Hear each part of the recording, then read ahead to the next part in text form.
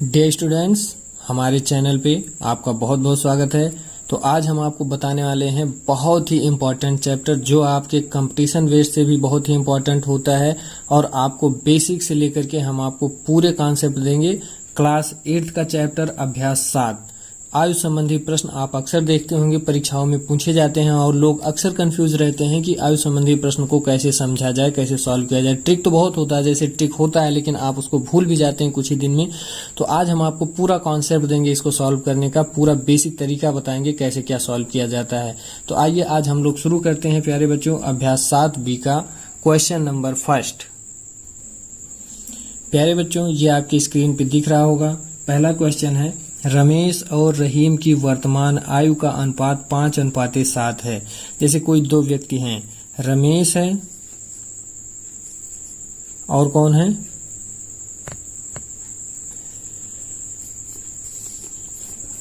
रमेश और रहीम के आयु का जो अनुपात है वो कितना दिया गया है आपको, 5:7। तो सिंपल से प्यारे बच्चों, रमेश की आयु, इसका मतलब कितना है, रमेश की वर्तमान आयु, रमेश की वर्तमान आयु क्या हो जाएगी, 5x वर्ष। और रहीम की, ऐसे ही रहीम की वर्तमान आयु क्या हो जाएगी, 7x वर्ष। ये सब वर्ष में रहेंगे।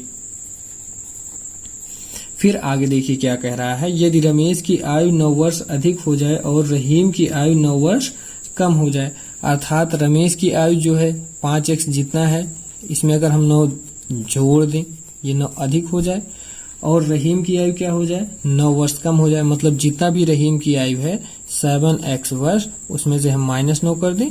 अब भाई रहीम की आयु देखिए -9 कर दिया, 9 वर्ष कम हो गया, और रमेश की आयु हमने 9 जोड़ दिया तो इसमें 9 वर्ष इसकी आयु अधिक हो गया। ये प्रश्नानुसार चल रहा है।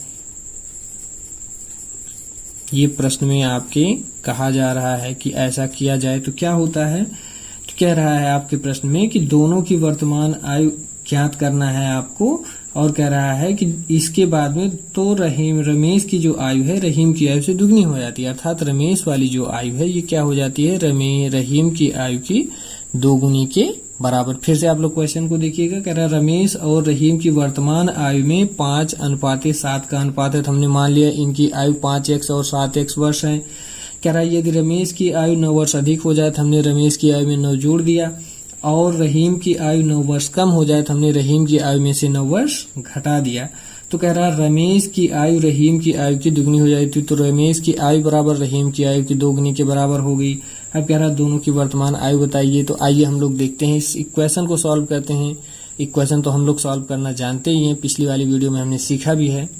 तो देखिए आपका हो जाएगा 5x + 9, और ये मल्टीप्लाई करा दीजिए फटाक से प्यारे बच्चों। 2 7 जा हो जाएगा 14x - 2 9 जा हो जाएगा 18।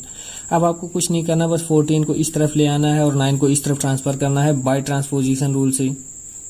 तो आप देखिए ये आपका 5x है, 14 इस तरफ आएगा तो हो जाएगा -14x, और ये हो जाएगा आपका -18, इधर जाएगा तो 9 आपका प्लस में है तो ये माइनस में हो जाएगा -9।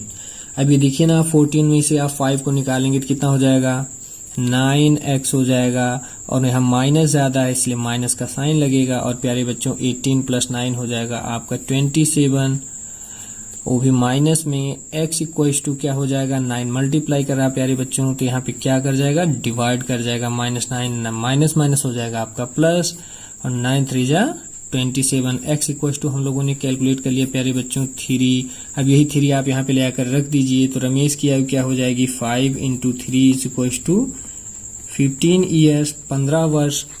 और यहाँ पे रहीम की आयु क्या हो जाएगी, 7x है, तो 7 × x की वैल्यू 3 = 21 वर्ष हो जाएगा इसकी उम्र। प्यारे बच्चों आपको समझ में आ रहा है कि नहीं। चलिए हम लोग अगले क्वेश्चन की तरफ से चलते हैं, और आप देखिए आपके स्क्रीन पे ये दूसरा क्वेश्चन है। तो प्यारे बच्चों ये आपका दूसरा क्वेश्चन है, कह रहा है कि दो संख्याओं का योगफल 25 तथा उनमें अनुपात 2 और 3 है, संख्याएं ज्ञात करना है। यानी कि आप सिंपली समझिए यूं कि कोई संख्या एक a है, एक दूसरी कोई संख्या b है, दोनों को मिला करके कितना हो जा रहा है, 25 हो जा रहा है।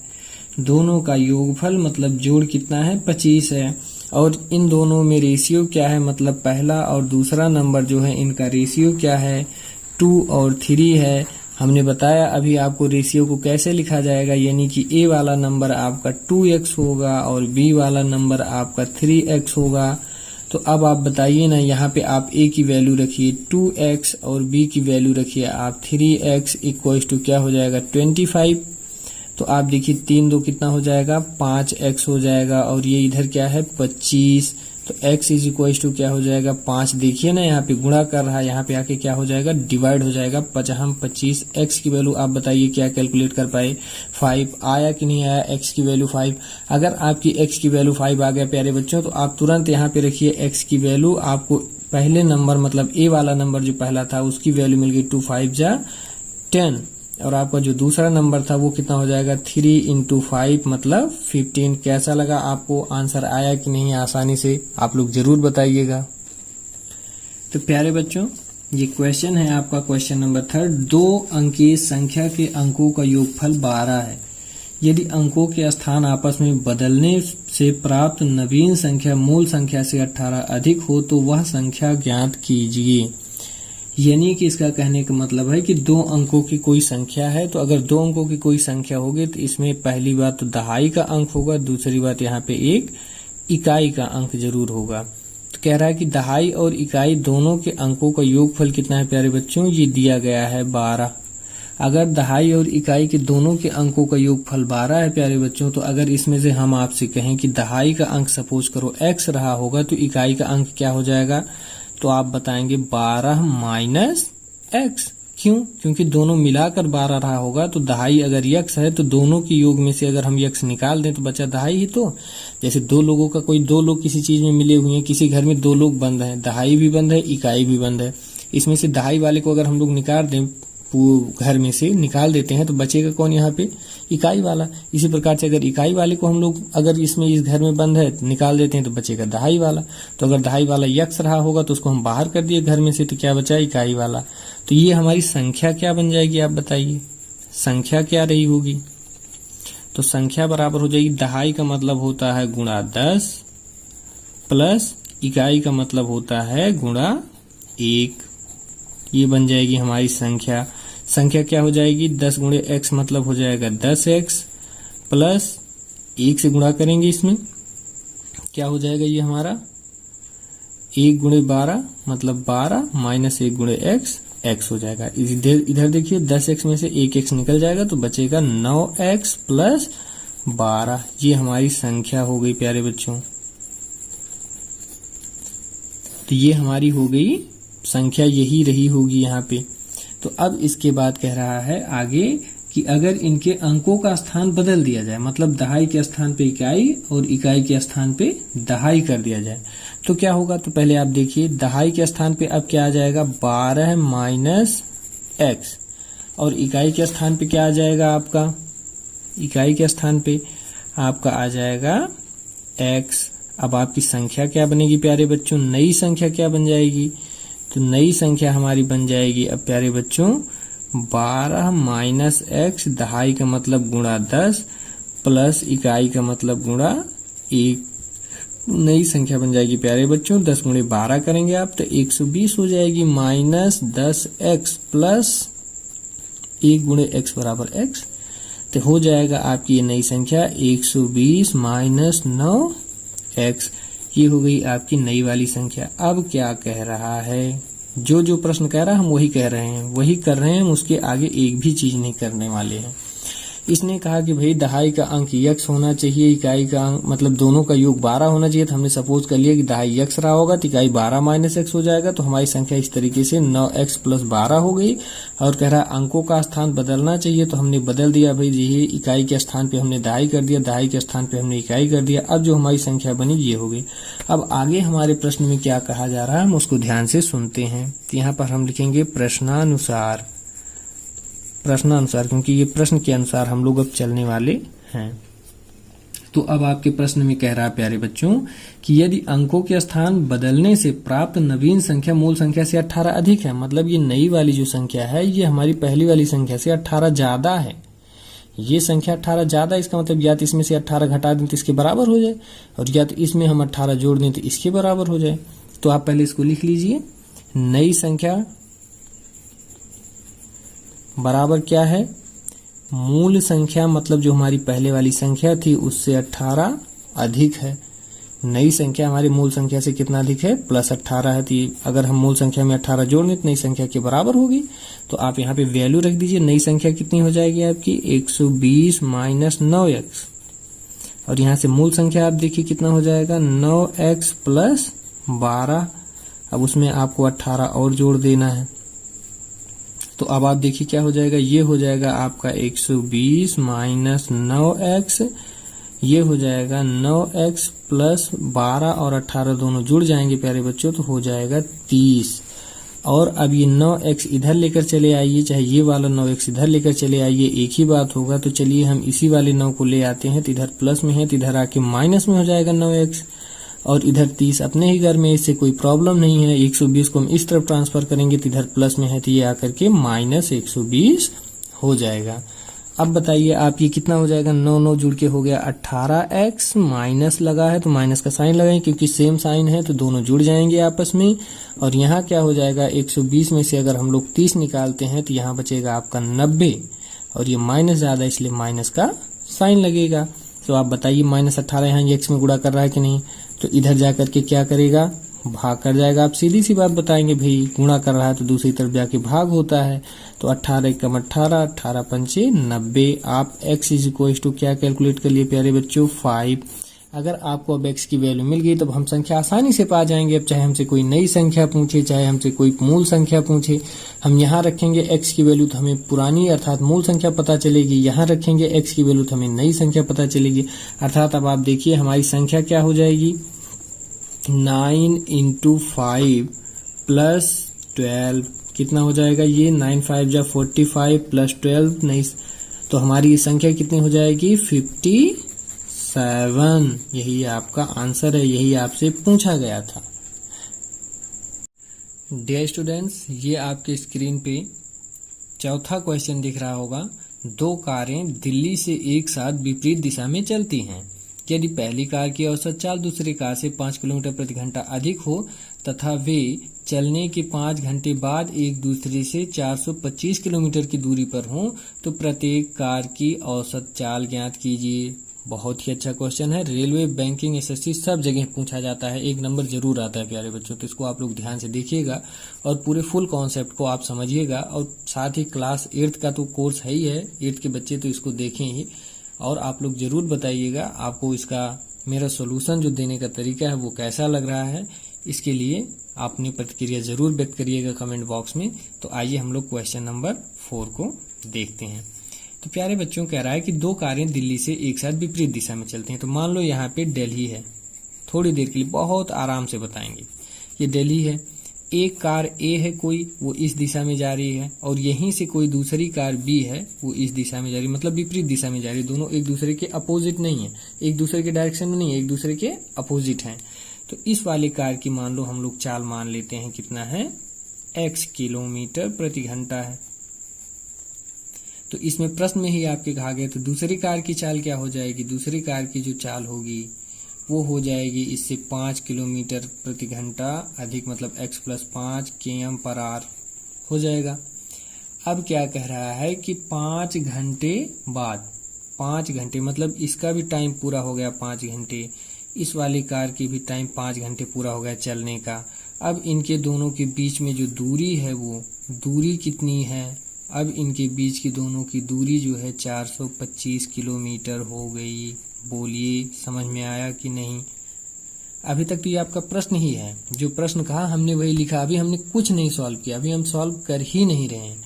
इसने कहा भाई कि कोई कार है, दोनों की जो चालों में डिफरेंस है, दोनों की जो चालें हैं एक से दूसरे वाले की 5 किलोमीटर अधिक है, तो हमने माना एक की x है, दूसरे की x + 5 है चाल। कह रहा 5 घंटे समय बिताने के बाद, तो हमने दोनों का टाइम 5-5 घंटे ले लिया। 5 घंटे ये भी कार चली है, 5 घंटे ये भी चली है। अब दोनों के बीच में दूरियां कितनी है? 425 किलोमीटर। मतलब दोनों कितनी दूर अब चल गई? 425 किलोमीटर। तो अब हमसे पूछ रहा है कि दोनों कारों की औसत चाल क्या होगी, अर्थात दोनों कारों की हमें यही चाल बताना है। तो देखो हम इनकी चाल प्यारे बच्चों कब बता पाएंगे? जब हमें ये x की वैल्यू पता हो। यहाँ पे x की वैल्यू पता चल जाएगी तो उसमें 5 जोड़ेंगे तो ये हमें दूसरे वाले कार की चाल v2 पता चल जाएगी। यहाँ x की वैल्यू रखेंगे तो हमें पहले वाले कार की चाल v1 पता चल जाएगी। तो अब आप लोग हमें बताइए, सबसे पहले ये फॉर्मूला तो आप लोग जानते ही होंगे, चाल बराबर दूरी बटा समय। चाल बराबर क्या होता है? दूरी बटा समय। बस यही एक फॉर्मूले का हम यूज करेंगे। अब हम लोग को पता करना है कि दोनों की चाल क्या होगी मिलाकर के, दोनों मिलाकर के दोनों की चाल क्या होगी, या फिर इसी को हम लोग बोलते हैं औसत चाल। तो आपको एक चीज में कंफर्म करा देना चाहता हूं डियर स्टूडेंट्स, कि जब कोई दो कारें विपरीत दिशा में चल रही होती हैं तो इनकी जो चालें हैं अर्थात v1 और v2 दोनों चालें आपस में जुड़ जाती हैं, दोनों जुड़ करके ओरिजिनल चाल बना लेती हैं, यही इनकी औसत चाल होगी। और अगर कोई दो गाड़ियां हैं एक दूसरे के विपरीत दिशा में जा रही, मतलब एक इस तरफ जा रही दूसरी इस तरफ जा रही, तो इसमें दोनों की चालों का अंतर ले लिया जाता है।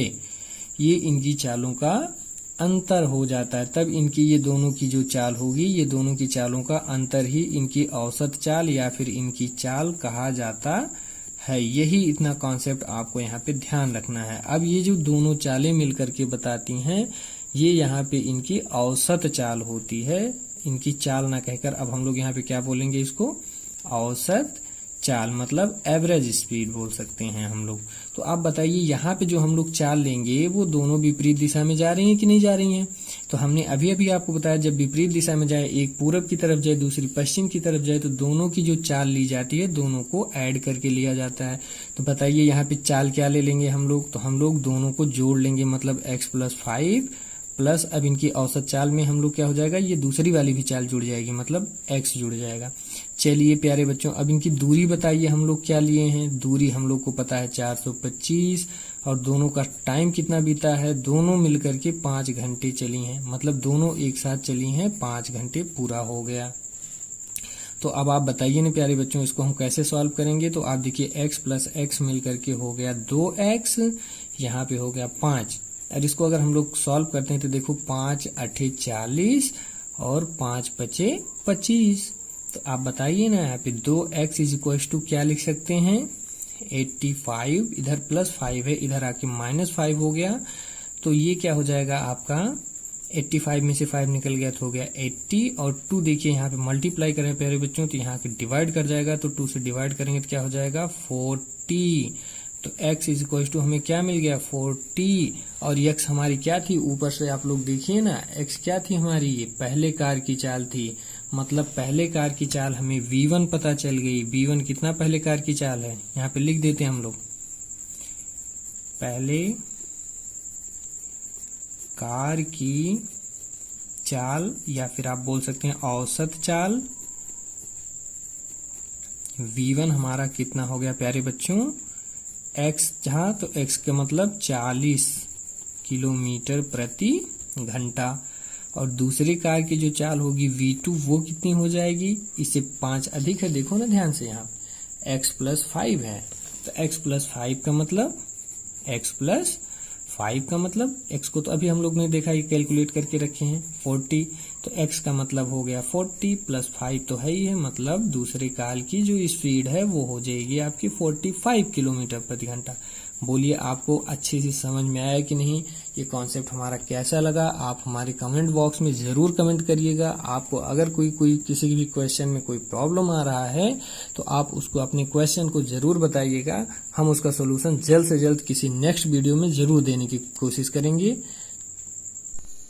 डियर स्टूडेंट्स, आपका ये 5 नंबर क्वेश्चन है। एक नावधारा की दिशा में दो स्थानों के बीच की दूरी 4 घंटे में तय करती है। मतलब कोई दो स्थान है ए और बी, सपोज करो इनके बीच की जो दूरी रही होगी वो कितनी रही होगी? कुछ दूरी तो होगी इन दोनों के बीच की, तो हम मान लेते हैं d किलोमीटर रही होगी ये इनकी दूरी।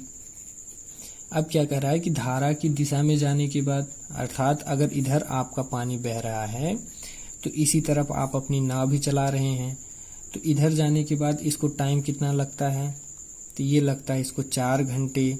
और अगर मान लीजिए पानी का बहाव इधर है और आप नाव अपनी इधर चला रहे हैं तो इसको कितना टाइम लगता है, तब लगता है इसको 5 आर मतलब 5 घंटे लगते हैं। अब क्या रहा प्यारे बच्चों कि आगे देखते हैं हम लोग प्रश्न को। जबकि धारा के विपरीत वह पूरी दूरी 5 घंटे में तय कर रहा है, ये धारा की चाल 2 किलोमीटर प्रति घंटा हो। मतलब धारा की चाल क्या दे रखा है, धारा की चाल दिया है आपको 2 किलोमीटर प्रति घंटा। तो पूछ रहा है शांत जल में नाव की चाल बताइए, अर्थात आपकी ये जो नाव है ये किस स्पीड से चल रही होगी। एकदम अगर ठहरा पानी हो मतलब नाव की चाल क्या होगी। तो हम मान लेते हैं कि शांत जल में नाव की जो चाल है, नाव की चाल वो है x किलोमीटर प्रति घंटा। हो जाएगा कि नहीं। तो अब इसमें 2 कंडीशन बनेगी प्यारे बच्चों, आप उसको ध्यान से देखिएगा। ये दोनों कंडीशन क्या बनेंगी इसमें, एक तो होगी धारा की दिशा में नाव चल रही है, धारा की दिशा में, और एक कंडीशन बन रही है धारा के विपरीत, धारा के विपरीत दिशा में। तो अब आप बताइए दूरी दोनों दिशा में कितनी तय कर रही है। तो यहाँ पर भी दूरी कुछ तय करेगी भाई आपकी नाव, और यहाँ पर भी हम कोई दूरी तय करेंगे नाव के द्वारा। तो जाते समय भी उसको d किलोमीटर वही दूरी चलना पड़ रहा है, और आते समय भी उसको d किलोमीटर वही दूरी चलना पड़ रहा है प्यारे बच्चों। लेकिन इनकी क्या चीज बदल रही है, वो है चाल। दोनों की कंडीशन में अब चाल बदल जाएगी। अभी जब हम लोग धारा की दिशा में जाएंगे, जितनी तेजी से धारा बह रही है हमारी नाव भी उसी तरफ चल रही है, तो हमारी नाव जल्दी पहुंच जाएगी कि नहीं, अर्थात हमारी नाव की चाल बढ़ जाएगी। तो नाव की चाल बढ़ने का मतलब वो बढ़ने वाला कौन सा कारक है, तो हमारी नाव की चाल को बढ़ाने वाला जो कारक है वो यही धारा की चाल है। अर्थात हमारी नाव की चाल जो x है उसमें धारा की चाल जुड़ करके उसकी चाल को बढ़ा दे रहा है, अर्थात हमारी अब ओरिजिनल चाल x+2 होगी धारा की दिशा में। जबकि अगर हम लोग पानी के बहाव इस तरफ है और हम अपनी नाव इस तरफ चला रहे हैं तो हमारी जो चाल होगी नाव की वो घट जाएगी, अर्थात हम धीमे धीमे पहुंचेंगे अपने स्थान पे, अर्थात हमें टाइम ज्यादा लग जाएगा। तो इसका मतलब हमारी चाल को घटाएगी यहाँ पे। तो हमारी ओरिजिनल चाल जो होगी वो क्या हो जाएगी, x - 2 किलोमीटर प्रति घंटा। क्या हो जाएगी चाल, x - 2 किलोमीटर प्रति घंटा, और दूरी d किलोमीटर है ही है दोनों में। अच्छा, इस कंडीशन में इसको समय क्या लग रहा है प्यारे बच्चों, अच्छा धारा की दिशा में जा रहा है तो तेजी से जा रहा है तो जल्दी पहुंचेगा, तो इसका मतलब टाइम कम लग रहा है, इसका मतलब 4 घंटे इसमें दिया हुआ है। और इधर चाल जब आपकी घट रही है, धारा की विपरीत दिशा में आप चल रहे हैं, तो इस समय आपकी जो चाल है वो चाल घट रही है, तो समय आपको ज्यादा लगेगा, तो 5 घंटे लग जाएंगे। बस सिंपल यही आपको करना है। अब आपको बस सिर्फ एक फॉर्मूला लगाना है, चाल बराबर दूरी बटा समय, बस इतना आप जानते हैं तो कुछ नहीं है अब आपके लिए। अब आप इसको सॉल्व कर सकते हैं। तो चाल देखिए कितना है, x+2, दूरी कितना है d, समय कितना लग रहा है 4। आप बताइए 4 यहाँ भाग कर रहा है कि नहीं। अगर ये भाग कर रहा है तो इधर जाके गुणा करेगा x+2 में, तो बताइए d बराबर हम लोग क्या पा गए, 4 × x+2। ये आपका पहला समीकरण बनके तैयार हो गया।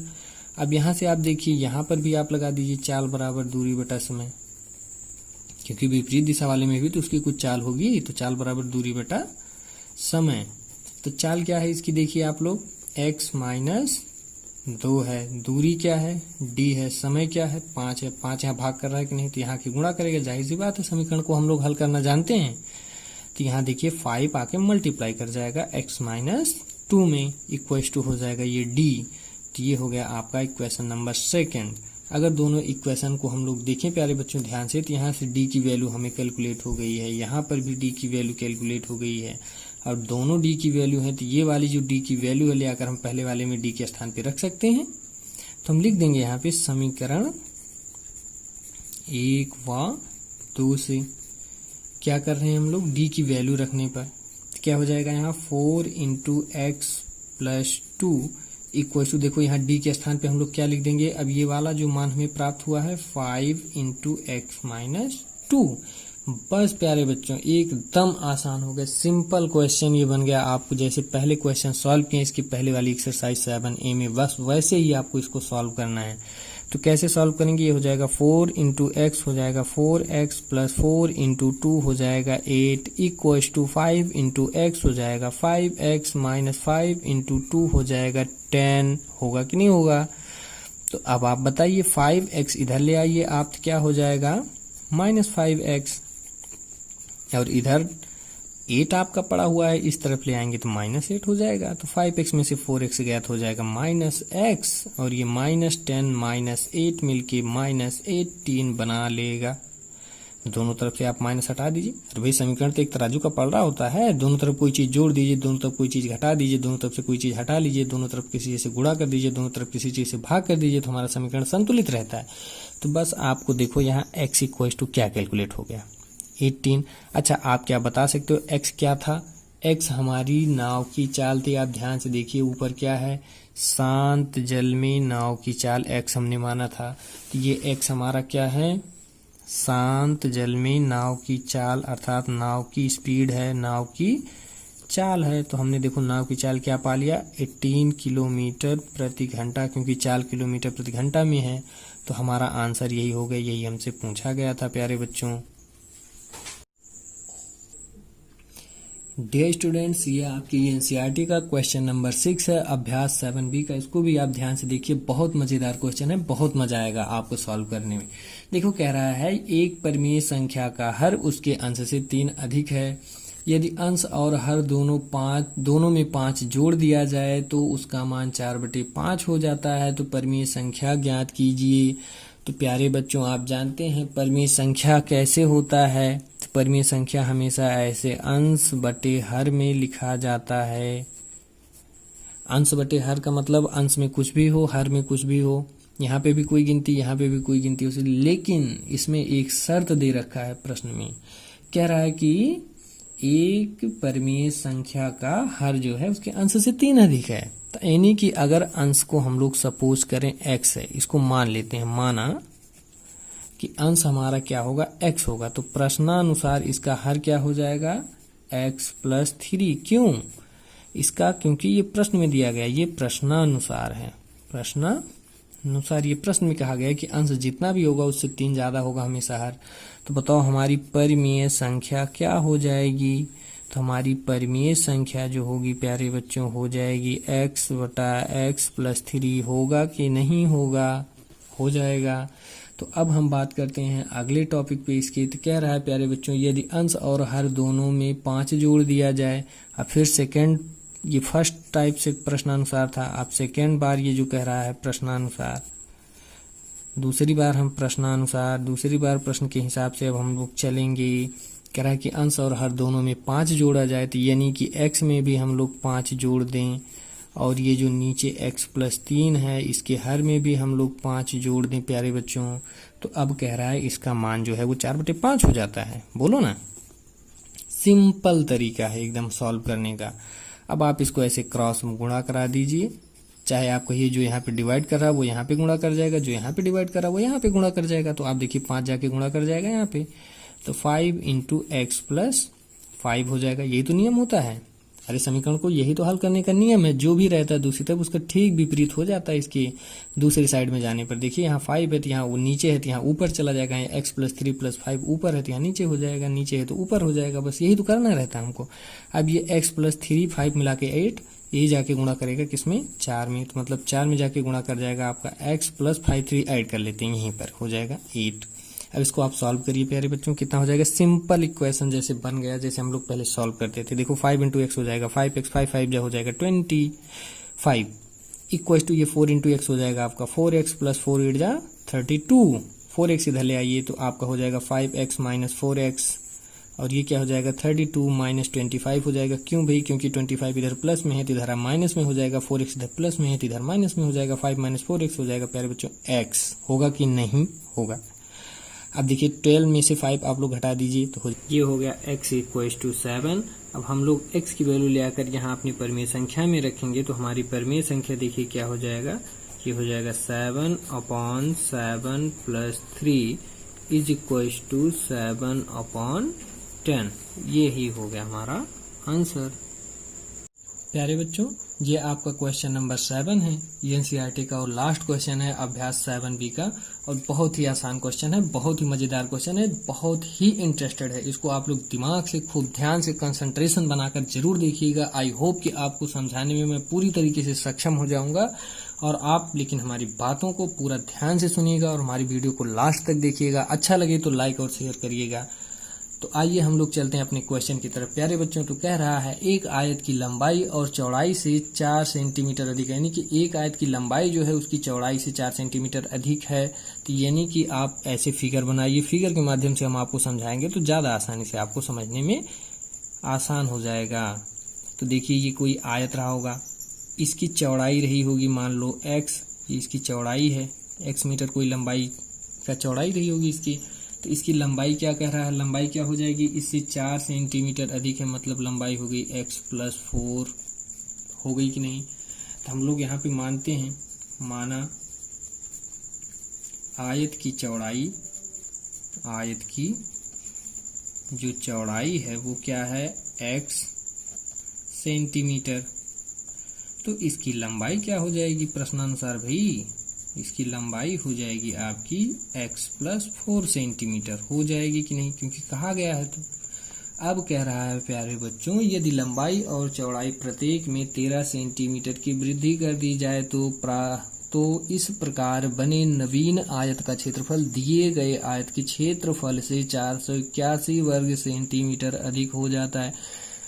तो प्यारे बच्चों, आपको ज्यादा परेशान होने की कोई जरूरत नहीं है, सिर्फ आप बताइए इसमें बात किसकी कर रहा है। तो आप कहेंगे क्षेत्रफल की बात कर रहा है। तो सबसे पहले हम पता तो कर लें क्षेत्रफल क्या हो जाएगा यहाँ पे। तो इसका पहले का जो क्षेत्रफल है, ये क्षेत्रफल क्या हो जाएगा, क्षेत्रफल बराबर हम जानते हैं प्यारे बच्चों क्या होता है, लंबाई गुणे चौड़ाई। तो लंबाई हमारी x+4 है, चौड़ाई है हमारी x।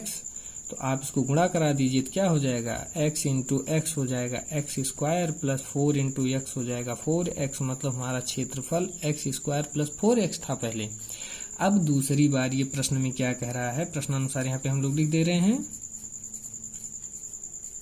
प्रश्नानुसार क्या हो जाएगा, कह रहा है कि अगर दोनों की लंबाई 13 सेंटीमीटर बढ़ा दी जाए, यानी कि प्यारे बच्चों इसकी लंबाई जो है x+4 जो है इसमें भी हम लोग 13 जोड़ दें, और इसकी जो चौड़ाई है x उसमें भी हम लोग 13 की वृद्धि कर दें।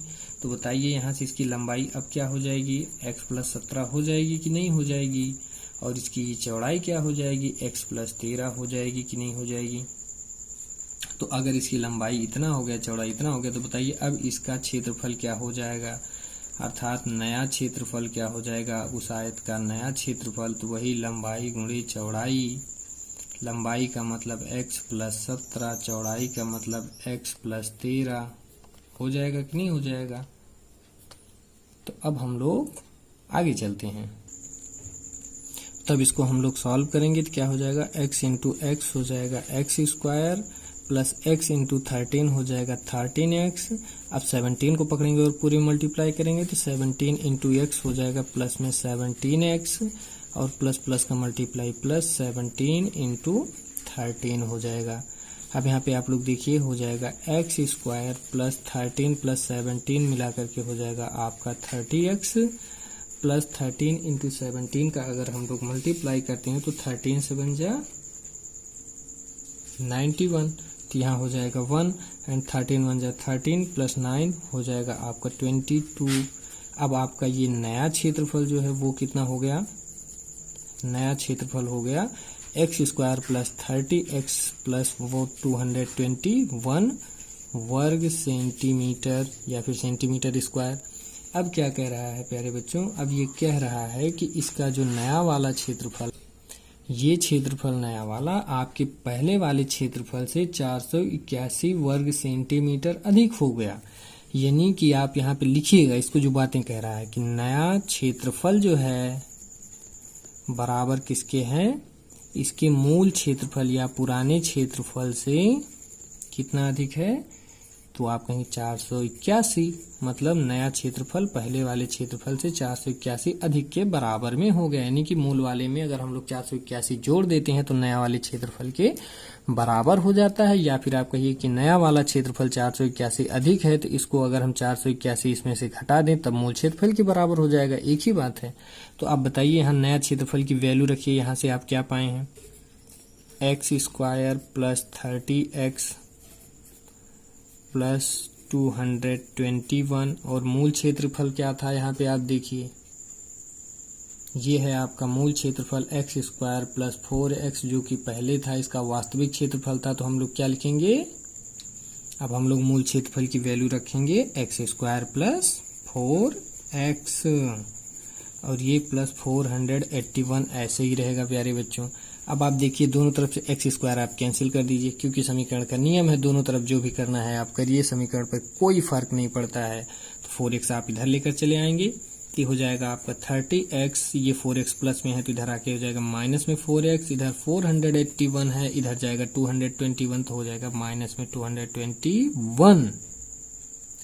अब आप इसको सॉल्व करिएगा प्यारे बच्चों, तो 30x में से 4x निकल जाएगा तो आपके पास बचेगा 26x। बचेगा कि नहीं जरूर बताइएगा। 1 में से 1 गया हो गया 0, 8 में से 2 गया हो गया 6, 4 में से 2 गया हो गया 2। अब आप बताइए 26 यहाँ मल्टीप्लाई कर रहा है कि नहीं कर रहा है, तो आप कहेंगे मल्टीप्लाई कर रहा है तो दूसरी तरफ क्या करेगा, डिवाइड करेगा। तो इधर ले जाइए आप नीचे की तरफ डिवाइड कराइए, 26 से 260 को डिवाइड करिए हो जाएगा 10।